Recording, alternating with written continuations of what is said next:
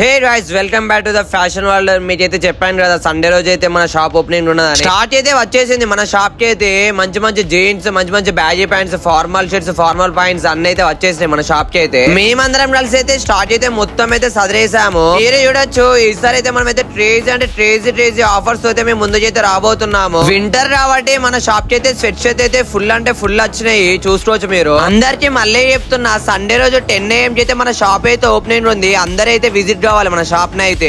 Almost 7 members అయితే start అంతా సదరాము 2-3 hours లో. ఫైనల్లీ మన స్టార్ట్ అయితే మొత్తం అయితే సదరడం అయితే కంప్లీట్ అయిపోయింది. చూడండి ఎలా ఉందో మన స్టోర్ అయితే. ఇక ఆకలి అవుతుందని టుర్షికి వచ్చేసి బిర్యానీ అయితే ఆర్డర్ చేసాము.